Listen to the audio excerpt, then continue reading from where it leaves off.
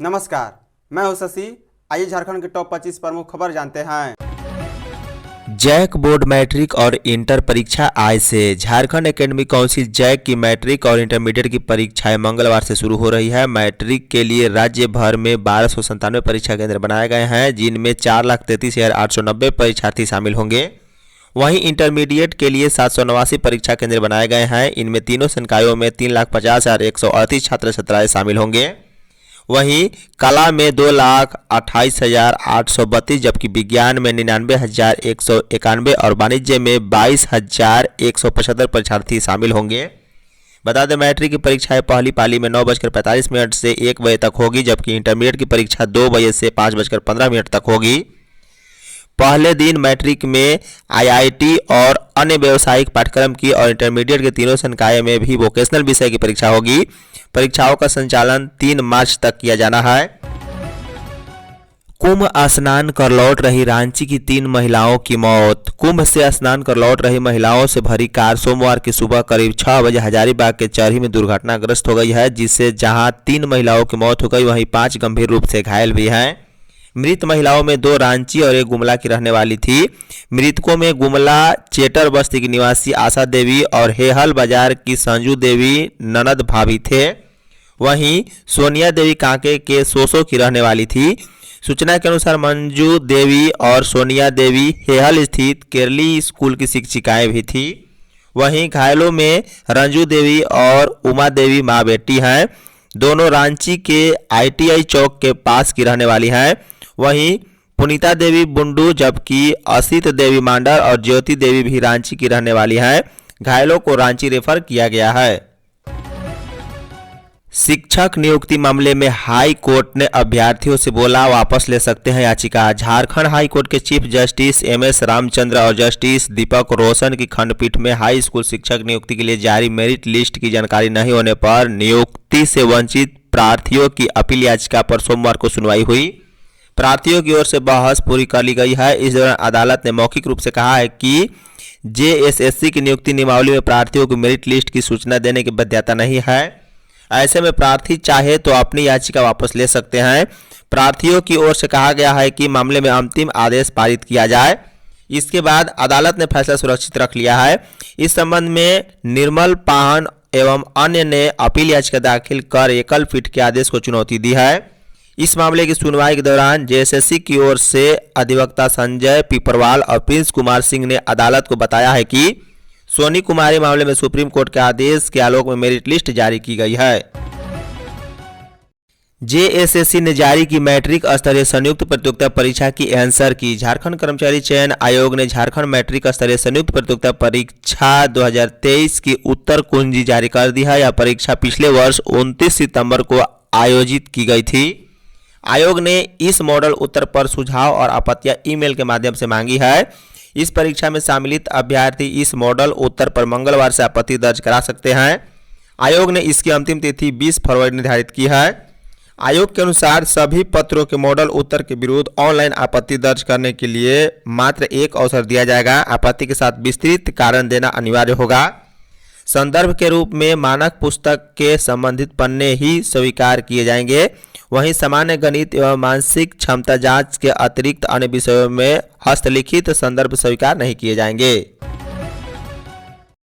PM Modi बोले परीक्षा नहीं पढ़ाई पर ध्यान केंद्रित करें। प्रधानमंत्री नरेंद्र मोदी ने सोमवार को छात्रों को परीक्षा पे चर्चा कार्यक्रम के दौरान तनाव मुक्त रहने, समय प्रबंधन और विफलताओं से नहीं डरने के गुर सिखाए हैं। उन्होंने माता पिता से कहा है कि वे छात्रों को दूसरों के सामने मॉडल की तरह न खड़ा करें। मोदी ने सचिन तेंदुलकर का उदाहरण देते हुए कहा है कि उसमें उनके माता पिता ने साथ दिया। मोदी ने अभिभावकों से अपने बच्चों को समझने और उनकी क्षमता को समझने को कहा। मोदी ने लगभग 35 छात्रों से दिल्ली के सुंदर नर्सरी में बातचीत की। इस कार्यक्रम का प्रसारण छात्रों, शिक्षकों और अभिभावकों ने देखा। कार्यक्रम के दौरान प्रधानमंत्री ने छात्रों को तेजी से बदलती तकनीक और उनके सही इस्तेमाल के बारे में बताया। उन्होंने तकनीक से समय बर्बाद करने वाली गतिविधियों से बचने को भी कहा है। झारखंड में गर्मी की आहट पर विभाग सतर्क। गर्मी की आहट मिलते ही पेयजल एवं स्वच्छता विभाग ने खराब पड़े हैंडपंप को ठीक करने का काम शुरू कर दिया है। शहर से लेकर गांव पंचायत तक जल संकट को दूर करने के लिए पेयजल और स्वच्छता विभाग द्वारा गांव पंचायत में चापाकल लगाए जाते हैं। इनमें से हजारों हैंडपंप अभी खराब हैं। विभाग के आंकड़े के मुताबिक राज्य के 24 जिलों में 1,85,778 हैंडपंप लगे हैं। इनमें से 1,44,654 हैंडपंप अभी काम कर रहे हैं। वहीं 41,016 हैंडपंप अभी खराब हैं। मतलब है कि भीषण गर्मी पड़ते ही राजधानी रांची सहित राज्य भर के अलग अलग इलाकों में जल संकट की स्थिति और भी विकराल हो जाती है। समस्या शुरू होने के बाद पता चलता है कि हैंडपंप खराब हो गए हैं या उनका जल स्तर काफी नीचे चला गया है। बाबूलाल ने कहा, मैया सम्मान योजना की राशि नहीं मिली। बीजेपी के प्रदेश अध्यक्ष बाबूलाल मरांडी ने एक बार फिर से सरकार को घेरा है। अपने सोशल मीडिया पोस्ट में कहा है कि फरवरी महीने की 11 तारीख हो गई है। वादे के अनुरूप कल तक प्रदेश की सभी बहनों के खाते में मैया सम्मान योजना की राशि चली जानी चाहिए, लेकिन अब तक सरकार पिछले जनवरी माह की राशि का भी भुगतान नहीं कर पाई है। वहीं जेपीएससी अध्यक्ष पद की नियुक्ति की लेकर सरकार की ओर से कोई पहल नहीं हो रही है। हेमंत सोरेन जी की एग्जाम कैलेंडर वाली घोषणा भी जुमला साबित हुई है। बुजुर्गों और विधवा महिलाओं की पेंशन लंबित है। हजारों गरीब आदिवासी परिवार राशन से वंचित हैं। सीएम ने कहा है कि जनहित के मुद्दों को नजरअंदाज करना जनता का अपमान है। लोगों का हक छीनना बंद कीजिए। यदि आपकी सरकार ने तुरंत पहल नहीं की तो भाजपा इसके विरोध राज्यव्यापी आंदोलन करेगी। पलामू में बस पलटने से 24 घायल। छत्तीसगढ़ से बिहार आ रही एक बस सोमवार तड़के बड़ी दुर्घटना का शिकार हो गई है। झारखंड के पलामू जिले में पहुंचने पर बस के अचानक पलट जाने से कम 24 यात्री घायल हो गए। इनमें 6 की हालत गंभीर है। हादसा सुबह करीब 4:30 बजे हरिहरगंज थाना क्षेत्र के सुलताली गांव के पास हुआ है।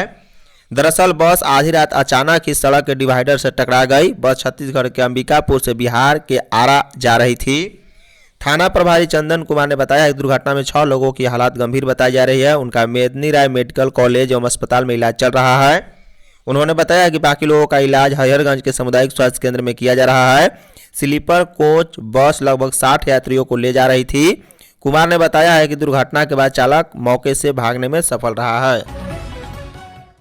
महाशिवरात्रि पर पर्यटन विभाग निकालेगा शिव बारात। बाबा बैद्यनाथ धाम में इस बार महाशिवरात्रि पर झारखंड का पर्यटन विभाग भव्य शिव बारात निकालने की तैयारी में जुट गया है। शिव बारात की भव्यता, धार्मिक और सांस्कृतिक महत्व को ध्यान में रखते हुए पर्यटन विभाग ने ऐसा निर्णय लिया है। यह जानकारी उपायुक्त विशाल सागर निधि है। उन्होंने बताया है कि विभाग से उन्हें आदेश मिला है कि शिव बारात की भव्यता बनी रहे, इसके लिए व्यापक तैयारी के साथ आयोजन करवाएं। उन्होंने जानकारी दी है कि शिव बारात देवघर का एक महत्वपूर्ण धार्मिक और सांस्कृतिक आयोजन है, जिसमें दूर दूर से श्रद्धालु शामिल होते हैं। उपायुक्त ने कहा है कि शिव बारात को भव्य बनाने के लिए विभिन्न एनजीओ, समाज सेवी संस्थानों सहित अन्य संगठनों का सहयोग भी लिया जाएगा। धनबाद उपायुक्त ने गोली खाकर शुरू किया फाइलेरिया उन्मूलन अभियान। धनबाद की उपायुक्त माधवी मिश्रा ने सोमवार को सदर अस्पताल में डीईसी और अल्बेंडाजोल की गोली खाकर एमडीए मास ड्रग एडमिनिस्ट्रेशन के तहत फाइलेरिया उन्मूलन अभियान की शुरुआत की है। उस अवसर पर उन्होंने कहा है कि 11 से 25 फरवरी तक दवा प्रशासक घर घर जाकर लोगों को अपने सामने फाइलेरिया रोधी दवा खिलाएंगे। कार्यक्रम के दौरान 2 फाइलेरिया पीड़ितों को किट प्रदान किया गया। मौके पर civil surgeon doctor Chandrabhanu Pratapan, सदर अस्पताल के nodal doctor Rajkumar Singh, WHO के service line medical officer doctor Amit Kumar भी मौजूद थे। झारखंड को मिले 28,306 करोड़ के निवेश प्रस्ताव। झारखंड में उद्योगों की स्थापना और निवेश को बढ़ावा देने के लिए राज्य सरकार प्रयासरत है। मुख्य सचिव अलका तिवारी ने कहा है कि राज्य में उद्योग लगाने के लिए उद्योगपतियों को बेहतर माहौल देना जरूरी है।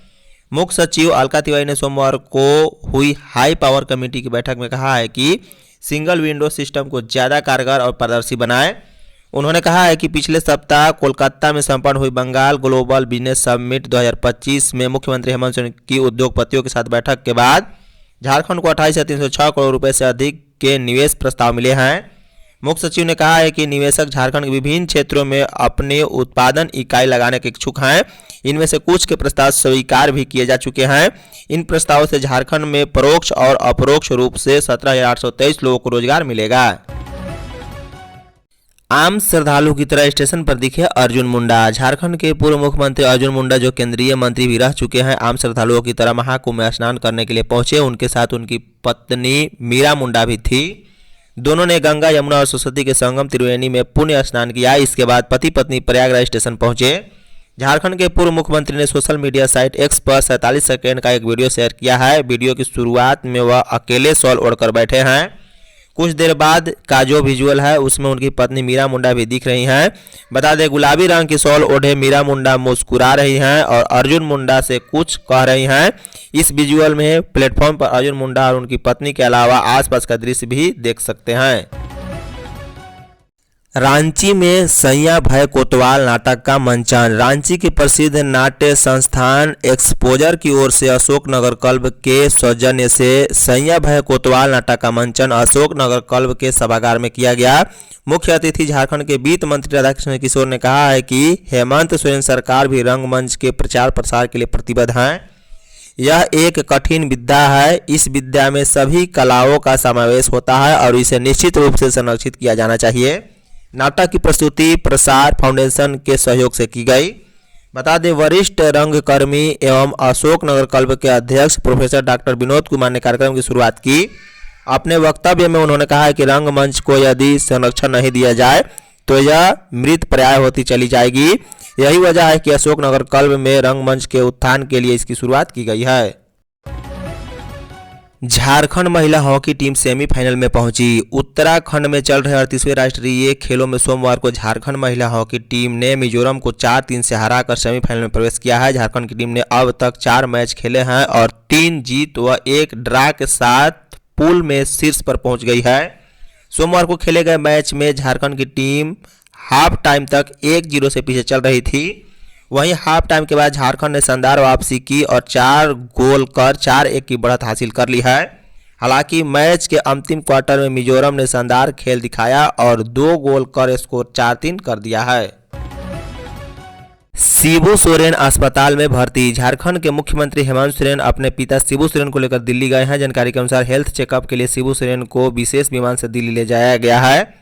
उनकी वापसी की तारीख अभी तय नहीं है। हेल्थ चेकअप की प्रक्रिया पूरी होने के बाद उनकी वापसी होगी। बताया जा रहा है कि शिबू सोरेन को सांस लेने में तकलीफ की शिकायत के बाद रांची के मेदांता अस्पताल में भर्ती कराया गया।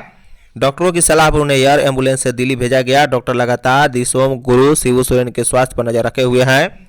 बता दें, साल 2023 में राष्ट्रपति द्रौपदी मुर्मू के रात्रि भोज में शामिल होने के लिए हेमंत सोरेन के साथ ही उनके पिता शिबू सोरेन दिल्ली गए थे। धन्यवाद।